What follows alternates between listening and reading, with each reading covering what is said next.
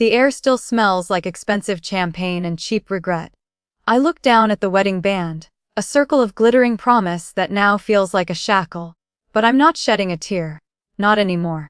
The time for tears is over, the time for paying attention has begun. This is not a story about a broken heart. This is a blueprint for destruction. Let me introduce you to Michael. For 5 years, he was my everything. My anchor, my confidant, my future. He was handsome, charismatic, and had that dangerous glint in his eye that I, the practical accountant, found utterly irresistible.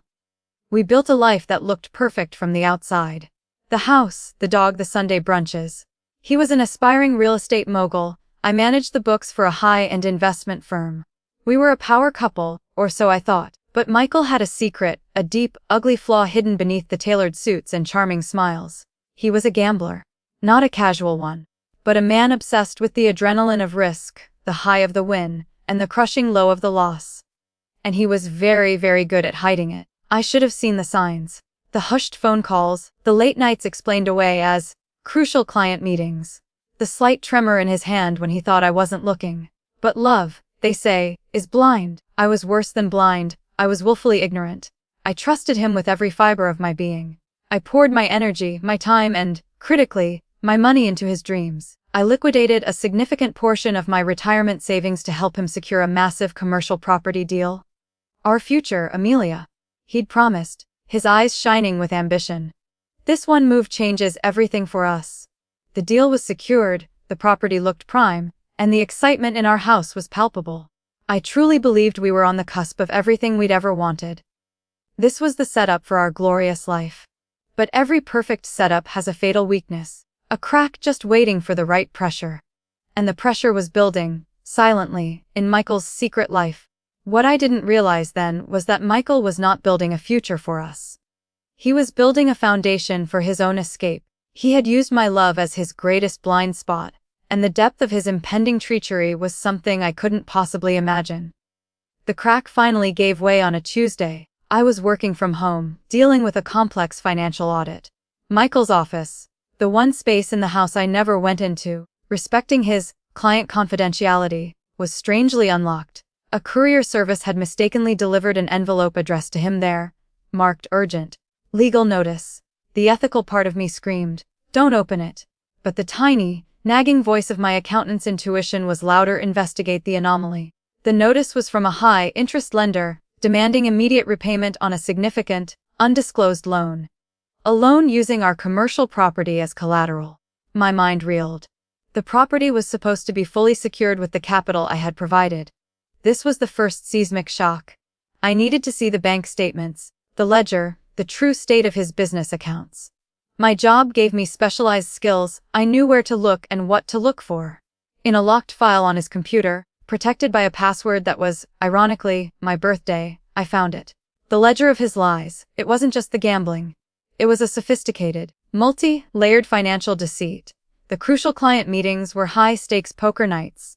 The business growth investments were astronomical debts to shadowy figures. The biggest shock wasn't the money lost, though that number was staggering. It was the truth about my capital. The funds I had provided for the property were never fully used for the purchase. A huge chunk, nearly 2/3 of it, had been siphoned off almost immediately, not into a hedge fund, not into a risky stock, but into a desperate, chaotic attempt to clear past gambling markers. He was playing a zero-sum game with my future, and he was losing. The worst part was a series of recent transfers. Large sums had been moved into a completely separate, private bank account in a different state, one I had never heard of. I cross-referenced the transaction dates with Michael's calendar. They matched perfectly with his sudden, unavoidable, business trips to Miami. He wasn't just destroying our present, he was actively building a new, solitary future. My hands were shaking, not from fear, but from a cold, absolute rage. My love was not just misplaced, it had been weaponized against me. The man I had sworn to build a life with had been systematically robbing me blind, treating me as nothing more than a wealthy mark. The emotion wasn't sadness, it was a profound, chilling sense of violation. I didn't confront him. I couldn't. Not yet. I had stumbled onto the truth, but the story wasn't over. It was time to close the book on the old Amelia and open the chapter on the new. I spent the next 3 days in a terrifying silence. Michael noticed nothing. He was busy, stressed, putting on a masterful performance of the preoccupied, hard-working husband. I played the role of the supportive, oblivious wife flawlessly. I cooked his favorite meals, I listened to his fabricated stories of real estate woes, and all the while, I was building a case against him. The private bank account was the key. I had the account number, the bank location, but no identity. I utilized every resource I had from my firm. Discreetly, ethically, but relentlessly. I had contacts who specialized in high-level financial tracing. I didn't ask for a favor. I paid for a consultation on a hypothetical client. I framed the situation as a colleague who suspected a business partner of embezzlement and money laundering. The analysis came back quickly, confirming my worst suspicions. The private account was jointly held. The second name on the account wasn't a business associate or a shell corporation. It was Sarah Jenkins. The name meant nothing to me. But a quick, terrifying dive into Michael's old social media profile, one I hadn't looked at since we got engaged, revealed a horrifying gallery. Photos from years ago: Michael, looking younger, happier, standing next to a woman with bright blonde hair and an infectious smile. Sarah Jenkins. They weren't old flames, the photos were too recent, too intimate for that. Then, the final, gut-wrenching confirmation. The address associated with the joint account was a beautiful beachfront condo in Miami, the location of his recent business trips. And then I saw the date of the property deed, the exact same month he asked me to liquidate my retirement savings to save his deal. He hadn't needed my money to save us. He had needed it to fund his escape with another woman. The commercial property deal was just a clever way to access my capital with plausible deniability. The loan from the lender, the looming bankruptcy, the frantic calls. It was all a massive, elaborate distraction while he quietly prepared to vanish with a new life partner and my savings. The betrayal wasn't just financial or emotional, it was a total, calculated annihilation of my reality. I felt a cold rush of clarity. This wasn't a matter of divorce anymore. This was a crime. He was planning to leave me financially destroyed and emotionally shattered while he sailed off into the sunset with Sarah. I looked at the wedding band again. The shackle felt heavier. But I realized something crucial: he had mistaken my loyalty for weakness. He thought I was just the passive partner, the easily deceived one. He was wrong. He had handed a brilliant financial investigator all the evidence she needed. The game had just changed. The predator was about to become the prey. The shock gave way to a singular, laser-focused purpose: justice on a monumental scale. I wasn't interested in a messy legal battle that would drag out for years. I needed surgical precision, a move that would take away everything he valued and leave him standing exactly where he deserved to be, alone and bankrupt. My advantage was twofold: my professional access to high-level financial mechanisms and Michael's fundamental overconfidence. He thought he was a mastermind. He was merely a careless cheat. Phase 1: securing the exit. First, I needed to protect my remaining assets. I quietly opened a new, private account, transferring everything I could ethically and legally move. Then, I leveraged a power of attorney clause we had signed early in our marriage. A formality he'd dismissed. To put a lion on the commercial property. This didn't mean I owned it, but it meant he couldn't sell or refinance it without my consent. Effectively, I had frozen his greatest asset. He couldn't liquidate it for his Miami escape fund. Phase 2: the financial chokehold. Remember those high-interest lenders and shadowy figures he owed? They were becoming increasingly impatient. I used an anonymous, encrypted communication channel to send them selective, heavily redacted details of Michael's real financial situation, including the existence of the Miami property and the joint account. I didn't tell them everything. I just gave them a breadcrumb trail showing Michael was moving money out while telling them he was struggling. I let their greed and fear do the rest. Their pressure on him would become an unbearable weight. Phase 3: the public exposure. Michael's real estate business relied heavily on an air of success and trust. I knew if his main investor, Mr. Davies, found out about the high-stakes gambling and the undisclosed debt, Michael's professional life would be shut down instantly. Mr. Davies was a traditionalist obsessed with reputation. I spent a month gathering irrefutable proof: bank transfers, loan documents, and even a recording I discreetly made of Michael on a tense phone call admitting to a significant gambling loss. I formatted it all into a meticulously organized, damning file labeled Due Diligence Report M. Thorne. I was playing the long game. I continued to be the loving wife, listening to him fret about the market, About his growing debts. I even feigned worry, asking if we needed to dip into my savings again. Every time he said no, his lie strengthened the trap. The time for the sting was rapidly approaching. He was about to learn that the quiet woman in the background was the one holding the sharpest knife. The day I chose was the annual Real Estate Investor Gala, the single most important networking event of the year, where Michael needed to be seen as the picture of success. I made sure we looked the part. He was confident, preening, shaking hands with the wealthiest people in the city.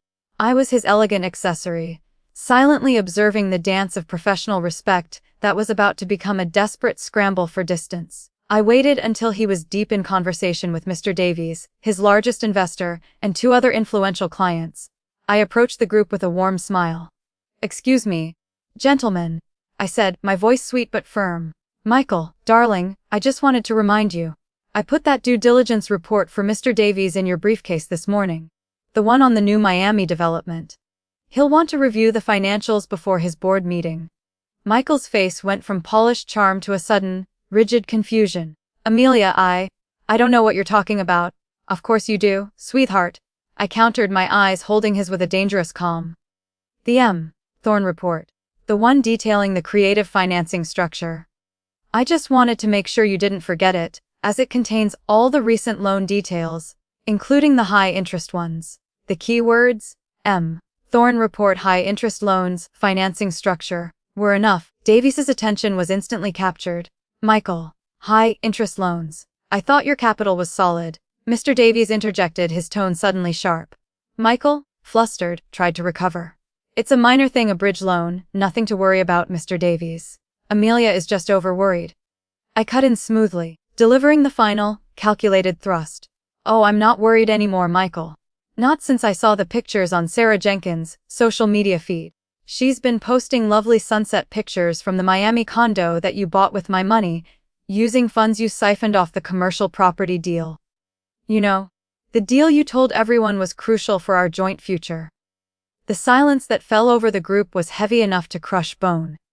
Michael's face was utterly destroyed. His eyes pleaded with me, a silent scream of "How could you?" "The report is in his briefcase," I repeated, addressing Mr. Davies directly. "It details everything.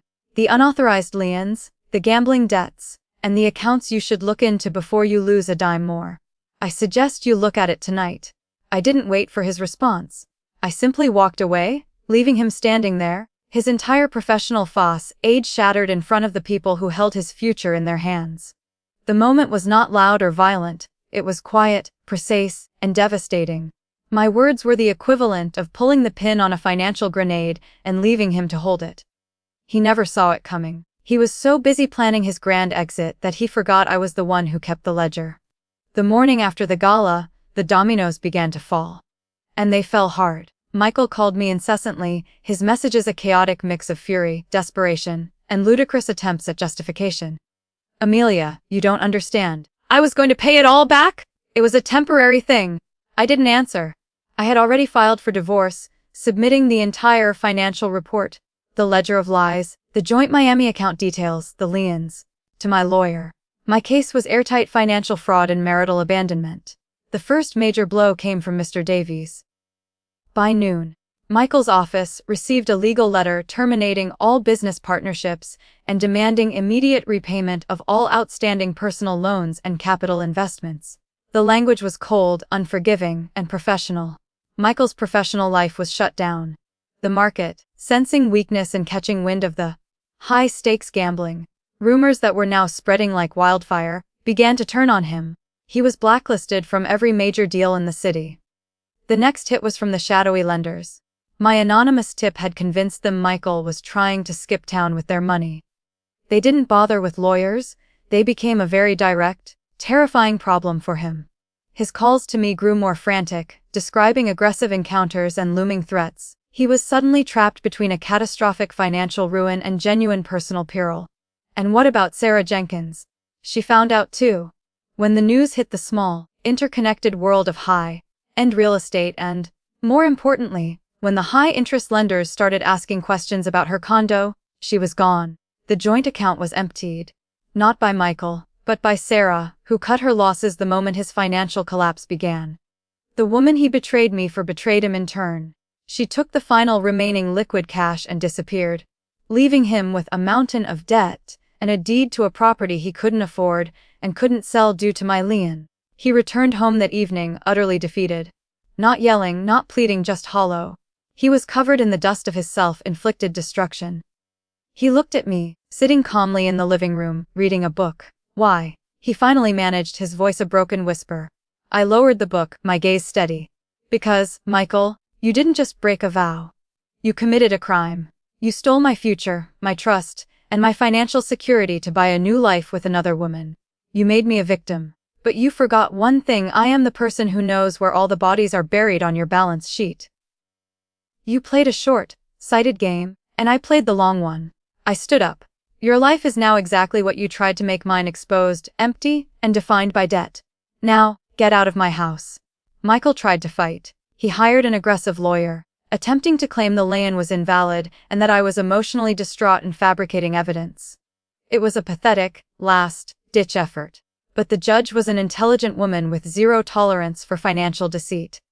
When my lawyer presented the meticulous records, the transfer logs, the authenticated emails to Sarah, the signed power of attorney clause, and Mr. Davies's deposition, Michael's defense collapsed. The resolution was brutal and absolute. The judge ruled overwhelmingly in my favor. I kept the house, which was already in my name due to a prior family trust. The commercial property, his greatest asset, was placed in receivership to settle the legitimate outstanding bank loans, not the high-interest gambling ones. Crucially, the judge ordered Michael to pay me back every single cent of the retirement savings he had liquidated, plus significant punitive damages for fraud and emotional distress. It was a debt he could not possibly pay, ensuring that his financial life would be forever shackled to his crime. He was left speechless when the final decree was read. He left the courtroom, no longer the charming mogul, but a man stripped of his pride, his money, and his reputation. I heard he eventually moved in with his brother, taking low-paying jobs under constant threat from his high-interest creditors. His grand life in Miami was a fantasy he bought with stolen money, and it vanished the moment the truth saw daylight. My own life, though initially a ruin, began to heal and rebuild immediately. The legal victory was a cleansing fire. I didn't get my 5 years back, but I got my future. I returned to my firm with a renewed focus, now seen not as a victim, but as a woman of formidable strength and terrifying intelligence. My reputation was not just restored, it was elevated. I sold the house. It held too many ghost memories of a life that was a lie. I bought a chic apartment downtown, started traveling, and focused purely on my career. I realized that the greatest betrayal had also been my greatest teacher. It taught me the ultimate lesson in due diligence: never trust someone blindly, especially when they ask you to put your entire financial life on the line. It's been 2 years now. The silence is peaceful. I am financially stronger, professionally more respected, and personally I am free. Michael's memory is simply a cautionary tale, a scar that reminds me of my own resilience. There is a powerful moral to this story, a reflection I hope anyone who has been betrayed can take heart from. Betrayal is always about a weakness in the betrayer, not the betrayed.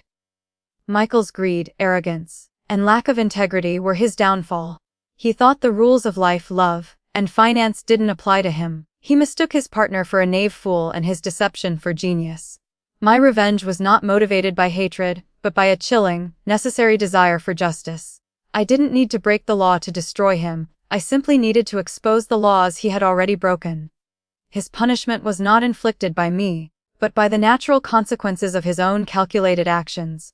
I was merely the messenger who delivered his self-written fate. The greatest form of long-game revenge is to not allow the betrayer to steal your capacity for a happy future. Don't let their lie become your permanent sadness. Take the pain, transform it into power, and build a life so profoundly successful and genuine that the sight of your happiness is their final, enduring punishment. In the end, Michael lost more than money. He lost his name, his freedom, and any chance at genuine peace. He played the short game, focusing on a quick, dishonest win. I played the long game, focusing on truth, structure, and absolute, undeniable proof. And in the long game, integrity is the only currency that never depreciates. So, the lesson is this: if someone shows you their true character, especially a character of deceit, believe them. Then, do your due diligence. Get your affairs in order, And when the time is right, act not from emotion, but with the cold, unassailable logic of an accountant closing the books on a very bad, very expensive debt. Because, sometimes, the only way to heal a broken heart is to completely shut down the person who broke it. He never saw my revenge coming, because he was too busy counting what he thought he had stolen.